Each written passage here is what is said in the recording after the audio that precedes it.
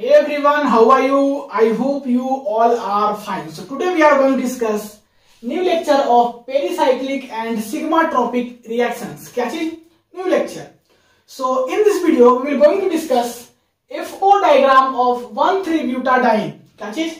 FO diagram किसका? 1,3-butadiene का. तो ये आपका नेक्स्ट कंपाउंड है.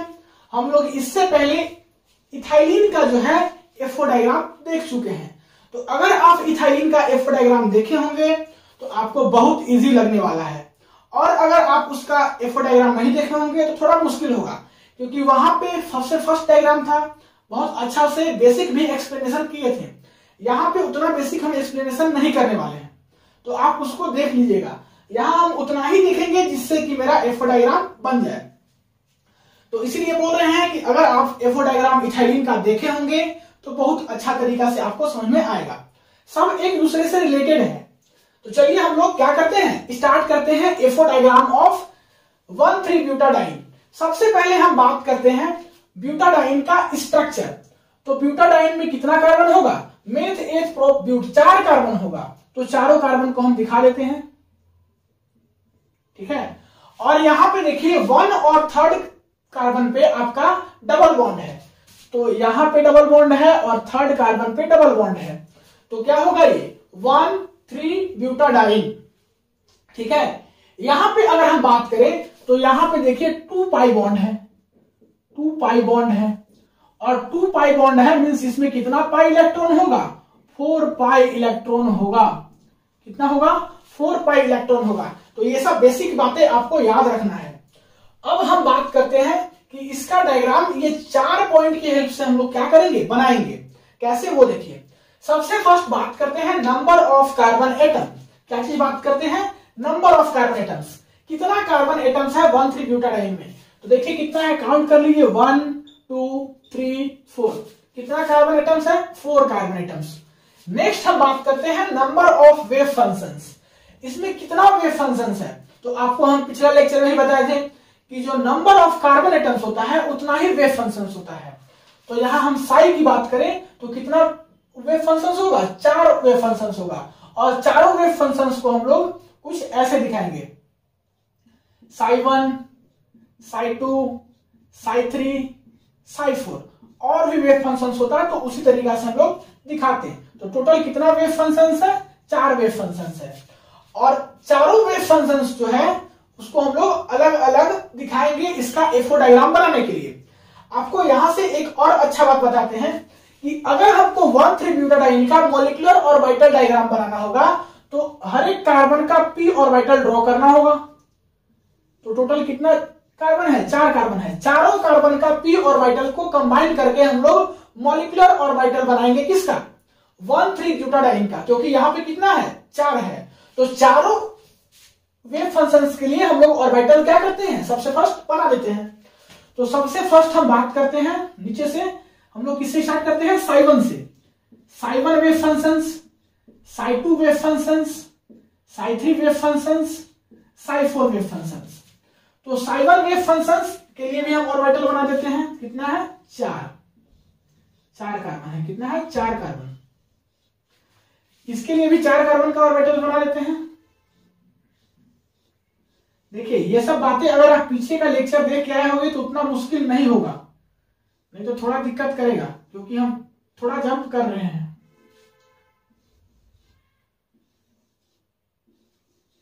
हम साई1 से साई4 तक बना दिए ऑर्बिटल. अब क्या करेंगे कि हमको इसमें पता करना है number of pi electron in a system. कितना पाई इलेक्ट्रॉन है सिस्टम में? तो यहाँ पाई बॉन्ड कितना है? 2 पाई बॉन्ड. तो 2 पाई बॉन्ड है तो कितना पाई इलेक्ट्रॉन होगा? एक पाई बॉन्ड में 2 पाई इलेक्ट्रॉन. तो 2 पाई बॉन्ड में कितना पाई इलेक्ट्रॉन? 4 pi electron. तो आपको यहां पे लिख देना है कि यहां पे क्या है? 4 पाई इलेक्ट्रॉन है. देखिए ये सब छोटा छोटा बातों पे आपको ध्यान देना है. नेक्स्ट बात करते हैं नंबर ऑफ नोड्स.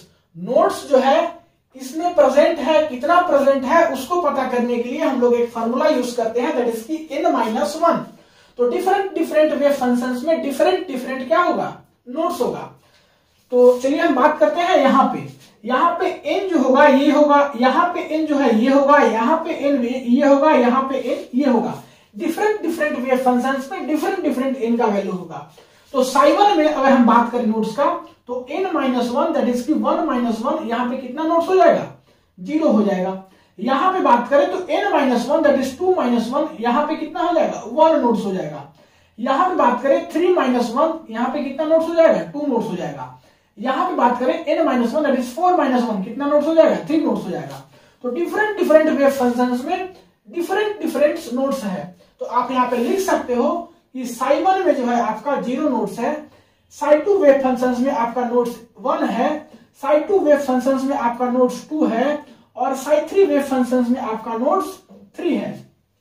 ठीक है, नोड्स को हम लोग कैसे दिखाते हैं, नोड्स को हम लोग दिखाते हैं एक पॉइंट से, डॉटेड पॉइंट से। तो यहां पे अगर हम बात करें सबसे फर्स्ट में तो एक भी नोड्स नहीं है, मींस ऊपर का जितना भी चार्ज होगा सबका सब पॉजिटिव होगा और नीचे सबका सब क्या होगा, निगेटिव होगा। इसको हम बोले थे कि आप एक और तरीका से दिखा सकते हो, इसको फील्ड करके और इसको बैकएंड छोड़ देना होगा। तो वो तरीका भी आप यूज कर सकते हो, लेकिन हम इस पॉजिटिव नेगेटिव को यूज करते हैं, आपका मन।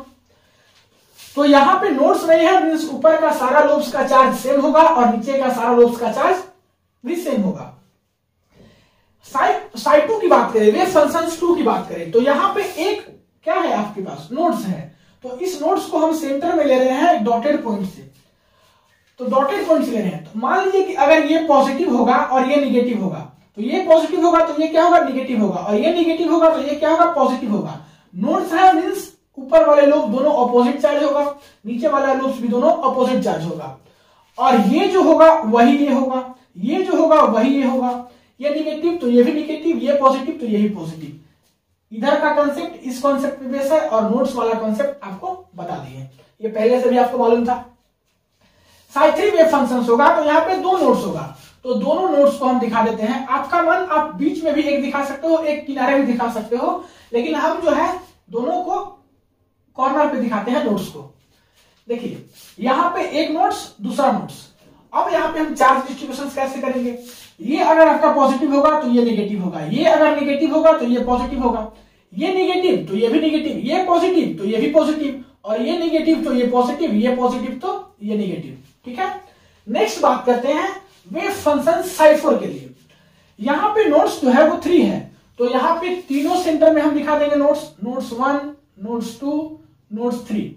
अब यहां पे चार्ज डिस्ट्रीब्यूशन कैसे करेंगे, ये अगर पॉजिटिव तो ये नेगेटिव, ये पॉजिटिव तो ये नेगेटिव, अब ये नेगेटिव तो ये पॉजिटिव, ये पॉजिटिव तो ये नेगेटिव, ये नेगेटिव तो ये पॉजिटिव।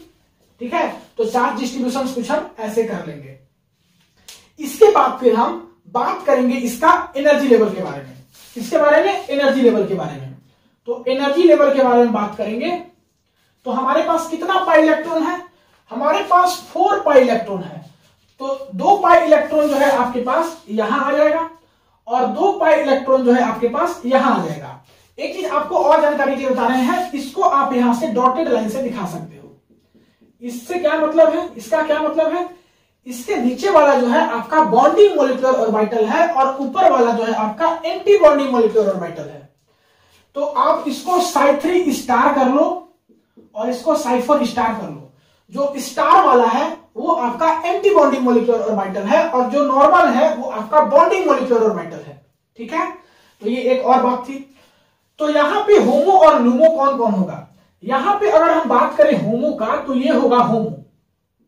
देखिए यहां पर भी 2 इलेक्ट्रॉन, यहां पर भी 2 इलेक्ट्रॉन, लेकिन हाईएस्ट एनर्जी किसका है, इसका है।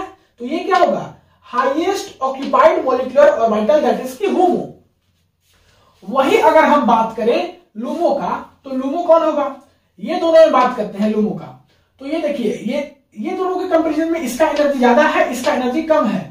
तो ये क्या हो जाएगा आपका, ये हो जाएगा आपका LUMO, lowest unoccupied molecular orbital. ये भी आपका लोवेस्ट अनऑक्यूपाइड मॉलिक्यूलर ऑर्बिटल है, लेकिन दोनों में अगर हम कंपैरिजन करेंगे तो ज्यादा लोवेस्ट ये है।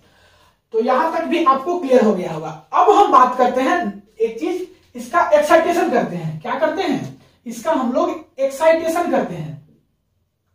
और जो हम लोग यहाँ पे एक्साइटेशन करते हैं वो hν के प्रेजेंस में करते हैं, दैट इज की फोटोन को पास करा के।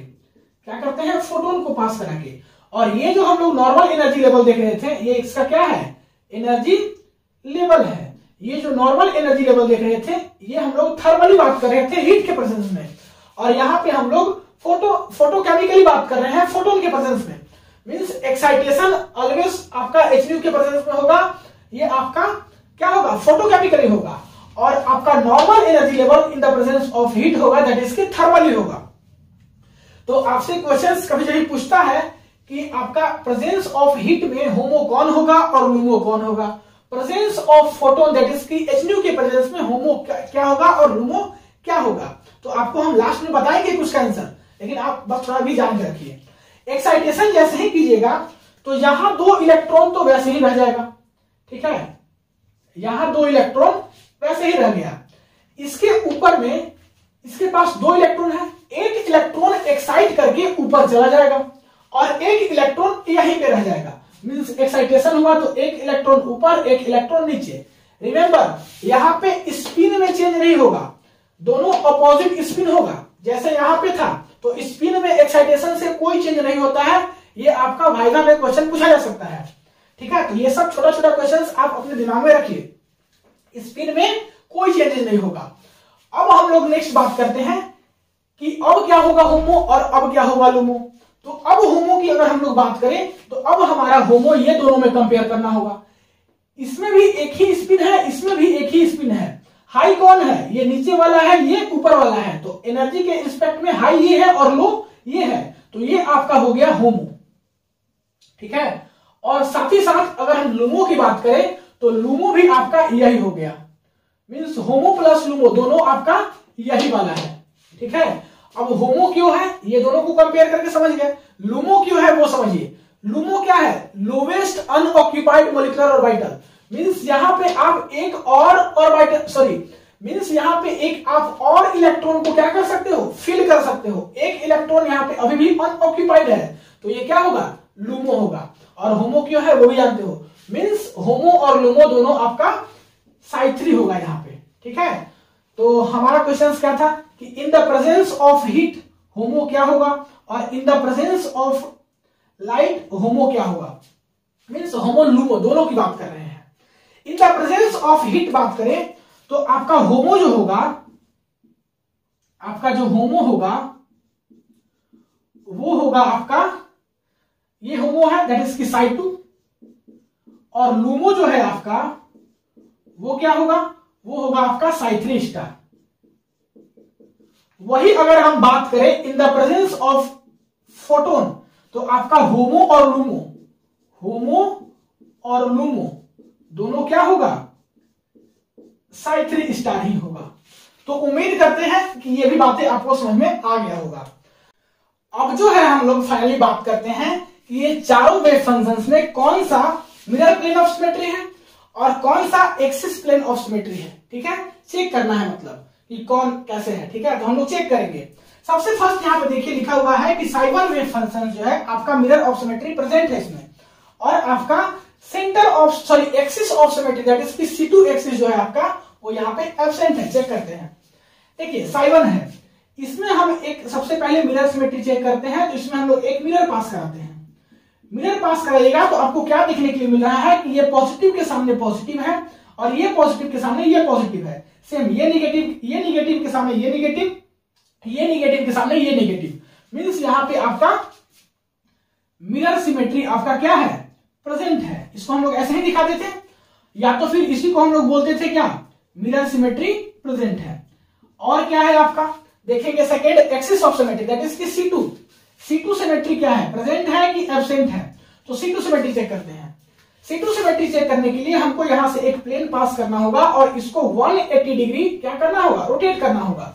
तो 180 डिग्री रोटेट कीजिएगा तो कुछ ऐसा दिखेगा, देखिए कैसा दिखेगा। इसका जितना ही पॉजिटिव चार्ज है सबका सब जो है नीचे आ जाएगा और इसका सारा नेगेटिव चार्ज जो है सब ऊपर चला जाएगा। तो देखिए कि इसका सारा पॉजिटिव चार्ज नीचे आ गया और नेगेटिव चार्ज ऊपर चला गया, और यहाँ पे कुछ अलग है, इसका सारा पॉजिटिव चार्ज ऊपर है, नेगेटिव चार्ज नीचे है। मींस यहां से C2 एक्सिस जो है आपका एब्सेंट है, दैट इज की एक्सिस ऑफ सिमेट्री जो है आपका एब्सेंट है।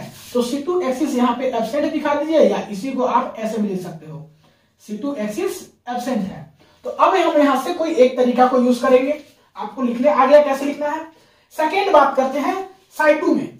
साइड 2 में आपका मिरर सिमेट्री जो है आपका एब्सेंट होता है। कैसे वो देखिए, ये है साइड 2, यहां से हम लोग एक मिरर पास करेंगे तो देखिए ये पॉजिटिव के सामने नेगेटिव आ रहा है, ये पॉजिटिव के सामने नेगेटिव आ रहा है, ठीक है। ये नेगेटिव के सामने पॉजिटिव आ रहा है और ये नेगेटिव के सामने पॉजिटिव आ रहा है, मींस इसका मिरर इमेज नहीं आ रहा है।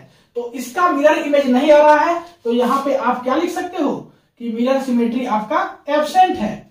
और C2 देखते हैं हम लोग, C2 देखते हैं चेक करके कि C2 प्रेजेंट है या एब्सेंट है। तो C2 की बात करें तो देखिए इसको हमको क्या करना होगा, यहां से एक प्लेन पास कराना होगा, इसको 180 डिग्री क्या करना होगा, रोटेट करना होगा। इसको 180 डिग्री रोटेट करके हम लोग देखते हैं।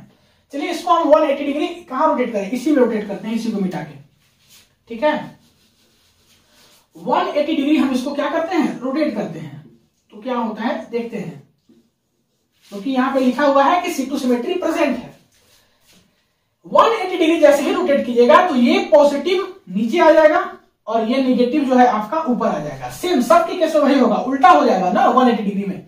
तो ये पॉजिटिव है यहाँ पे तो यहाँ नेगेटिव हो जाएगा, नीचे जाके पॉजिटिव हो जाएगा। यहाँ नेगेटिव है यहाँ पॉजिटिव आ जाएगा, नीचे नेगेटिव, यहाँ नेगेटिव है यहाँ पॉजिटिव आ जाएगा, नीचे नेगेटिव आ जाएगा, ठीक है। तो अब देखिए कि सेम है कि नहीं। यहां पे देखिए आपके पास 2 पॉजिटिव है और 2 नेगेटिव है। यहां भी देखिए 2 पॉजिटिव है और 2 नेगेटिव है। नीचे देखिए 2 नेगेटिव है और 2 पॉजिटिव है। यहां भी देखिए 2 पॉजिटिव है 2 नेगेटिव है। तो ये आपका यहाँ पे C2 एक्सिस जो है वो क्या है, प्रेजेंट है, मींस C2 सिमेट्री प्रेजेंट है। अब हम लोग बात करते हैं वेव फंक्शन 3 के लिए। वेव फंक्शन 3 में जो है आपका मिरर सिमेट्री प्रेजेंट होता है। कैसे वो देखते हैं, यहां से हम लोग एक मिरर पास करेंगे, ठीक है। जैसे ही हम लोग इसमें मिरर पास किए तो क्या देखने के लिए मिलेगा कि ये नेगेटिव के सामने नेगेटिव देखने के लिए मिलेगा, ये पॉजिटिव के सामने पॉजिटिव, ये पॉजिटिव के सामने पॉजिटिव, ये नेगेटिव के सामने नेगेटिव, मींस मिरर के जैसा दिखेगा। तो यहां पे आपका मिरर सिमेट्री जो है वो प्रेजेंट है। जब मिरर सिमेट्री प्रेजेंट होगा तो C2 सिमेट्री क्या होगा, एब्सेंट होगा। लेकिन थोड़ा हम चेक कर लेते हैं, यहां पे एब्सेंट होगा। कैसे एब्सेंट होगा, C2 सिमेट्री की बात करें, ये पॉजिटिव देखिए यहां पे हम दिखा देते हैं, थोड़ा सा 4 लोब करके समझ जाइएगा। ये पॉजिटिव जो है यहाँ नेगेटिव हो जाएगा, नीचे पॉजिटिव हो जाएगा, ये नेगेटिव यहाँ पॉजिटिव यहाँ नेगेटिव, और ये वाला यहाँ पॉजिटिव यहाँ नेगेटिव, और ये वाला यहाँ नेगेटिव यहाँ पॉजिटिव। तो देखिए इसका जो है हम लोग 180 डिग्री रोटेशन किए। क्या किए, 180 डिग्री रोटेशन किए। और इसका बाद इसका हम लोग कुछ डायग्राम बनाए ऐसा। यहां पे देखिए क्या है कि 2 नेगेटिव लगातार है ऊपर में, और यहां पे क्या है कि 2 पॉजिटिव लगातार है ऊपर में। यहाँ पे 2 पॉजिटिव लगातार है नीचे में और यहाँ पे 2 नेगेटिव लगातार है नीचे में। मींस यहाँ पे आपका C2 एक्सिस क्या है, एब्सेंट है। तो मिरर सिमेट्री प्रेजेंट होगा तो C2 एक्सिस एब्सेंट होगा।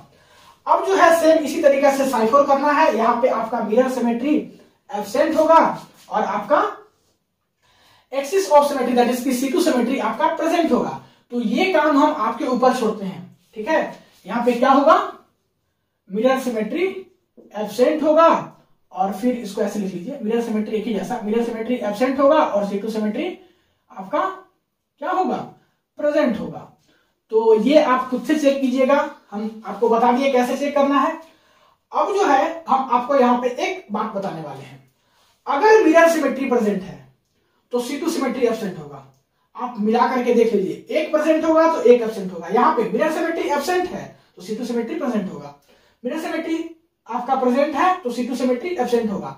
सेम उसी प्रकार से इसका क्या फायदा है, अगर आपसे एग्जाम में पूछे कि साइड 3 जो है उसमें मिरर सिमेट्री क्या है, C2 सिमेट्री क्या है, तो अगर आप एक निकाल लिए, एक में आपको पता चल गया कि मिरर सिमेट्री आपका क्या है, प्रेजेंट है या एब्सेंट है, वो तो इजी होता है निकालना मिरर सिमेट्री को, तो आप देख के बता सकते हो।